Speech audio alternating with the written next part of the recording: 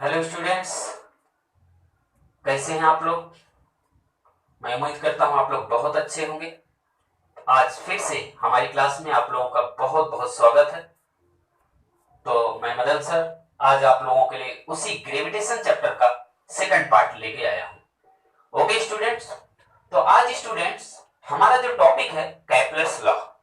Kepler's एक scientist थे जो जॉन्स एस्ट्रोनॉमर थे। जॉन्स कैपलर्स नाम के एक साइंटिस्ट थे जो लगभग 16वीं शताब्दी में 16th सेंचुरी में उन्होंने पता किया कि जब जितने भी प्लैनेट्स हमारे हैं वो सन के अराउंड मूव करते हैं तो उनका रास्ता क्या होगा, या कोई सैटेलाइट किसी प्लैनेट के चारों तरफ मूव करती है तो उनका रास्ता क्या होगा, उनका टाइम क्या होगा। And every between discuss that is known as the Kepler's law. और कैपलर्स ने जितने सारे इन सब चीजों के बीच में जानने के लिए, समझने के लिए डिस्कस किया, उसे ही हम कैपलर्स लॉ बोलते हैं। अपने नाम से उन्होंने रखा कैपलर्स लॉ। ओके स्टूडेंट, तो students we can see that the ये क्या है, सन है। ये क्या है, सन। सन के पास दो फोकस है, दो फोकी है, एक F1 और एक F2। ये सन है और सन के चारों तरफ जितने प्लैनेट्स होते हैं मूव करते हैं। जितने भी प्लैनेट्स है, अब प्लैनेट्स के चारों तरफ क्या करते हैं, सैटेलाइट्स मूव करती है। तो स्टूडेंट्स इन्होंने पहला लॉ बताया, फर्स्ट लॉ बताया। इन्होंने फर्स्ट लॉ बताया क्या कि when every or any planets move around the sun, that is known as the elliptical orbit। फिर से सुन लीजिए, when any planets move around the sun, that is known as the elliptical orbit। जिस रास्ते पर जितने भी प्लैनेट्स मूव करते हैं चारों तरफ सन के, उस रास्ते को, उस पाथ को उन्होंने बताया ये क्या है, एलिप्टिकल ऑर्बिट है। पूरी तरह से ये देखिए, हमारी अर्थ सर्कल, राउंड नहीं है, गोल नहीं है, ये एलिप्टिकल है। इसीलिए ये जितना रास्ता ये जा रहा है ये सब क्या है, एलिप्टिकल ऑर्बिट। देखिए प्लैनेट्स ये मूव कर रहा है, यहां फोकस है, ये फोकस है, ये सारे देख रहे हैं, ये सब क्या है, ये F1 और F2। कभी प्लैनेट्स यहां आता है, यहां आता है, इस तरीके से ये मूव कर रहा है। सेकंड इन्होंने क्या बताया, सेकंड रूल ध्यान से सुनिएगा। सेकंड, फर्स्ट हो गया, सेकंड में इन्होंने क्या बताया students, in second Kepler's law, when any planets move around the sun in equal time of interval, sweep the area also will equal। फिर सुन लीजिए, when any planets move around the sun or on the elliptical orbit, then in equal interval of time sweep the area also will be equal। सुन लीजिए फिर से, जब कोई भी, second में बता रहा हूं, जब कोई भी प्लैनेट्स इलिप्टिकल ऑर्बिट पर यानी सन के चारों तरफ मूव करेगा तो ये एक एरिया यहां है, एक एरिया यहां है, उसके इक्वल टाइम ऑफ इंटरवल में इक्वल एरिया शिफ्ट करेगा, कवर करेगा, स्वीप करेगा। मान लीजिए ये टाइम है t1 बराबर 10 सेकंड। 10 सेकंड में ये कितने किया, मान लीजिए 11,000 किलोमीटर स्क्वायर। अगर ये 10 सेकंड है t2, ये 10 सेकंड है, तो ये भी क्या होगा, 11,000 मीटर या किलोमीटर स्क्वायर ही एरिया होगी। यही इन्होंने बताया। ओके स्टूडेंट, यानी इक्वल इंटरवल ऑफ टाइम में इक्वल एरिया स्विफ्ट करेगा, वो एरिया कवर करेगा। एक चीज और इन्होंने बताया, when planets will be closer to the sun, then speed of planets will be faster। यानी जैसे जैसे प्लैनेट्स मूव करेगा, सन की तरफ आएगा, वो उसकी स्पीड बढ़ती जाएगी। And when any planets further from to the sun, then velocity or the speed will be slower. यानी जैसे जैसे वो प्लैनेट्स अर्थ के दूर सन के दूर चलता जाएगा उसकी स्पीड कम होती जाएगी. ओके स्टूडेंट, तो ये थे two rules, two law of the Kepler's law. Kepler's law is very important for our higher classes. Okay student, then will we discuss about to the third law of the Kepler's law.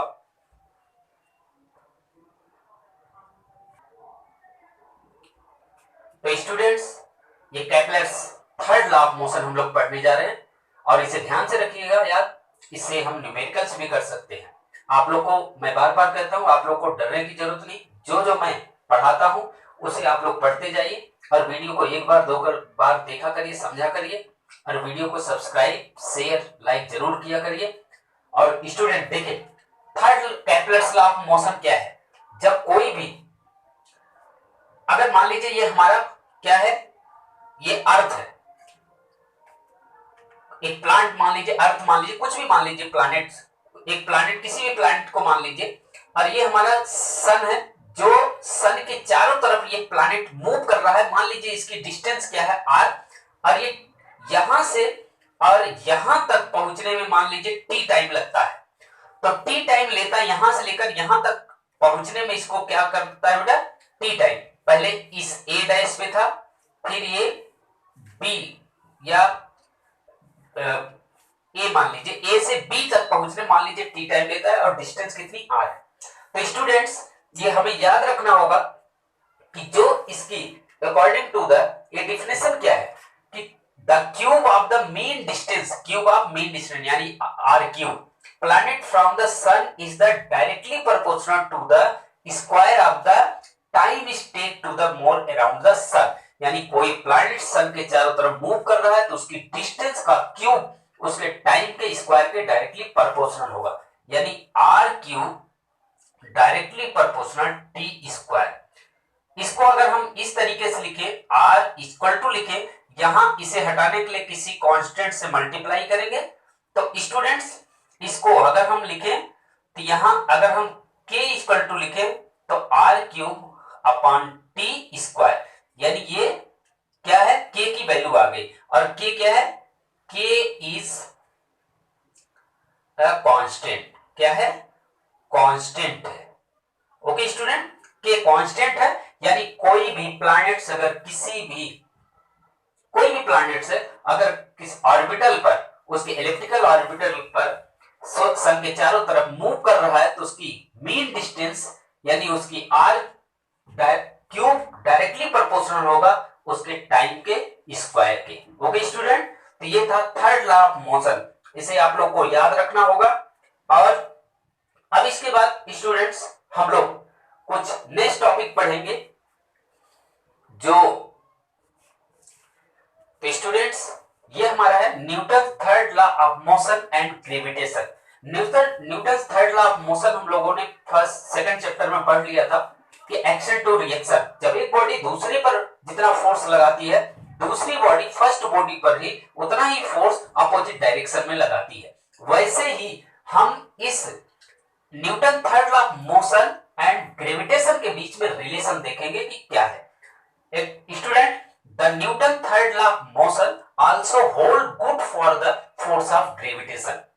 यानी gravitation भी उसी तरीके से follow up करता है जैसे third law of motion. यानी ये दोनों एक दूसरे से रिलेशन, आज सन और अर्थ, सन के चारों तरफ अर्थ मूव कर रही है तो इनके बीच में कुछ अट्रैक्शन फोर्स लगा हुआ है, दोनों एक दूसरे पर फोर्स लगा रहे हैं जिसके कारण अर्थ सन के चारों तरफ मूव कर रही है. या सैटेलाइट जितनी है वो क्या प्लैनेट्स के चारों तरफ मूव कर रही है. ये सारा का सारा होल्ड कर रखा है, एक दूसरे को बांध रखा है, ग्रेविटेशन फोर्स लग रखा. इसलिए स्टूडेंट, यानी we can say that the any body exert to the force to another body. आप व्हेन एनी, जैसे एग्जांपल ले, एक उदाहरण ले, किसी स्टोन को अगर हम ऊपर से कुछ डिस्टेंस, कुछ हाइट से ऊपर से फॉलो ऑन करें तो we can see that the fall on the अर्थ.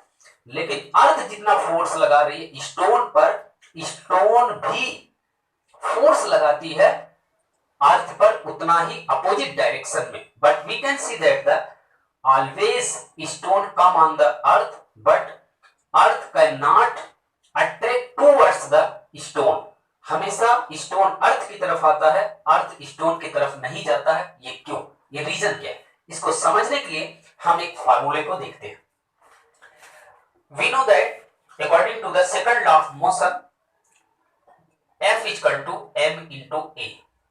अगर हम इसको इस तरीके से लिखें m a equal to F, तो अगर हम a इक्वल टू लिखें तो क्या हो जाएगा m। ये बहुत इंपॉर्टेंट फार्मूला है स्टूडेंट। देखिए इसका मतलब क्या है, इसका मतलब ये है we can see that a is the acceleration, F is the force, m is the mass of body. Student we can see that the stone and earth has the different mass, but acceleration is depending on the mass of body. How is the inversely proportional? We can write a inversely 1 upon m, यानी students acceleration is inversely proportional to the mass of body।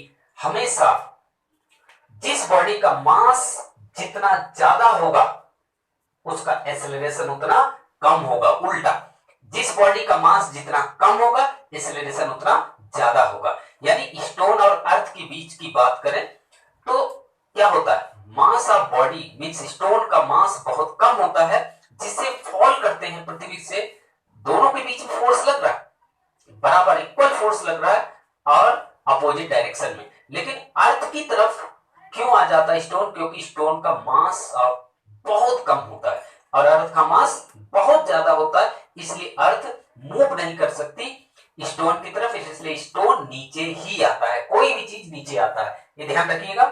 ये A inversely proportional to 1 upon m।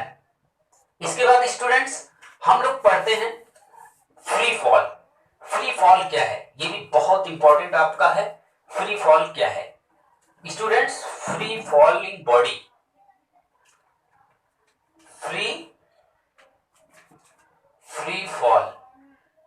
Free fall आप लोग सुने होंगे। ये free fall क्या है students? When any body students, when any body come on the earth from the some height from the earth without any external force, only one force on way, gravitational force, that is known as the free fall, and its body known as the free falling body। फिर से सुन लीजिए, when any body falling from some height on the earth without any external forces, only one force is applied, that is known as the gravitational force, then force will be known as the free fall, or such body is known as the free falling body।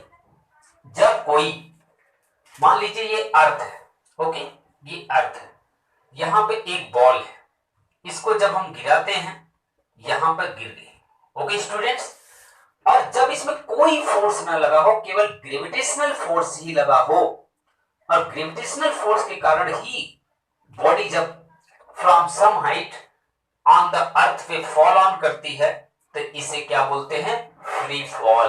और जो substance, जो body on the earth fall करती है उसे free falling body बोलते हैं। जैसे ball है और अगर ये नीचे गिर रही है फ्री फॉलिंग में, तो बॉडी क्या कहलाएगी? फ्री फॉलिंग बॉडी कहलाएगी। ओके स्टूडेंट्स, तो अब दो चीज, एक चीज और मैं आपको बता दूं, अगर हमारे पास ये अर्थ है, एक है स्टोन, एक है पेपर,